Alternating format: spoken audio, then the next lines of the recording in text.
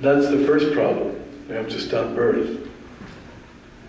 How will you stop birth? Not by contraception. That's not what it means. It means that one has to stop his karma, because karma means action and reaction. So one has to stop acting on the material plane, then there'll be no more reactions. And that's the way to stop birth. Janma, mrityu, and death. If you stop birth, then you stop death. For one who has taken his birth, death is certain. For one who will die, then birth is certain. But one who attains to God's kingdom, he doesn't take birth again in this material world. Aprapyamam nivartante. He doesn't come back again. Having attained Taddhamma paramam mama, having attained the spiritual world, he never has to come back again to this material world. That is real freedom from birth, death, old age, and disease. These are the real problems. How many diseases have we stopped? Now, whenever we try to stop one disease, it seems more are coming. I remember in the 1980s, there was one spokesman for the medical field, medical research. He said, by the year 2000, death should be obsolete.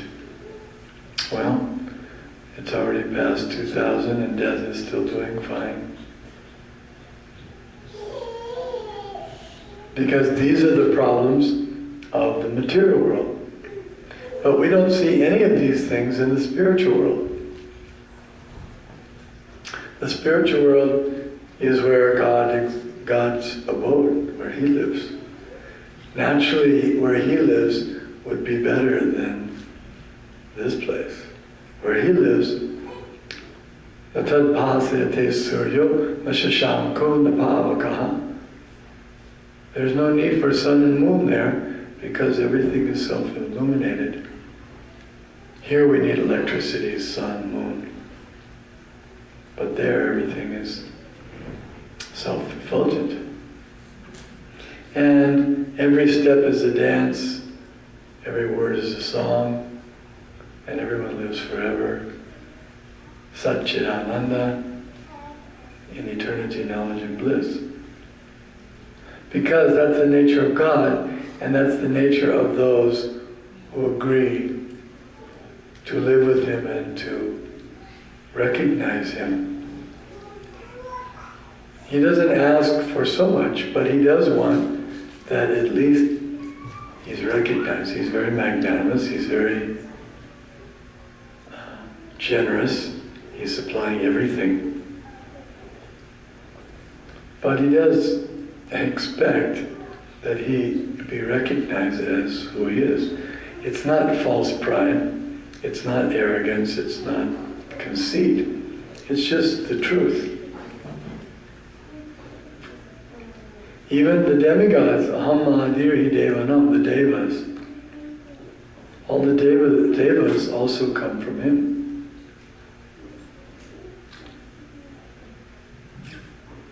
Therefore, real worship is worship of God. This is stated by Lord Shiva to his wife Parvati. Aradhananam sarvesham Vishnu aradhanam param taspat paratanam devi tadyanam samarchanam. Of all types of worship, worship of God, Vishnu is supreme. This is the conclusion of the Vedas. If one just studies certain parts, a section here, without understanding the complete picture, then he gets a misconception. For example, you've all heard the analogy of blind men touching the different parts of the elephant. So one is touching the ears, and he thinks it's like a big tree with some big leaves or something. Someone's touching the tail, he thinks that the elephant is a rope. Someone else is touching the tusk, and he thinks it's like a sort of stone. Someone's touching the leg, he thinks like a big tree trunk. Different parts. You could touch stomach, you think that some big tank. But none of them really have the complete picture of what the elephant is, because they're blind. And they're only experiencing a limited portion. So studying the Vedas, or reading the Vedas only certain parts, without proper guidance, will lead one to become confused. And you won't actually understand what is the purpose of life. Vedanta Sutra says, Atato Brahma Jigyasa, that the purpose of life for us is to understand Brahman, Brahma Jigyasa, to inquire what is Brahman, what is spirit.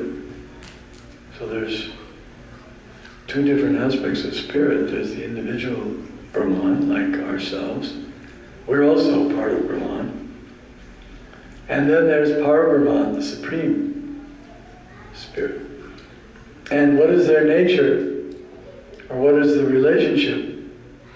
The relationship, in the beginning at least, is master and servant. He's the master, we're the servants. Later on, if one becomes so pure that he has no material desires, he has no envy, anasuyave, he's free from envy. When he becomes free from envy, free from lust,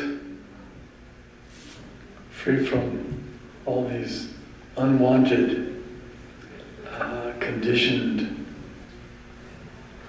feelings, then he's qualified to live with God in the spiritual world and to relate with Him in very intimate ways, for example, as friend, or as child, or as parent. The devotees, like Nanda and Yashoda, or like Devaki and Vasudeva, they're acting as the parents of God. God has agreed to come and become their son because they wanted that. Or the gopis, they're able to relish the relationship with Him as their lover.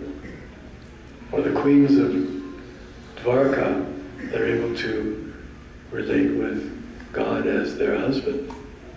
And He plays the part. Ye tamam prapajate tangstataiva bhajamyam. As they surrender to me, I reward them with God. Mama vartmana vartante, manusha partha sarvash. He relates with every soul as that soul wishes to relate with Him. This is the reciprocation. And that is our real nature. We're trying to relate with other living beings and to get complete pleasure from that relationship, but it doesn't work. We cannot find the perfect friend in this world. We cannot find the perfect lover, the perfect parents, the perfect children. It's not possible.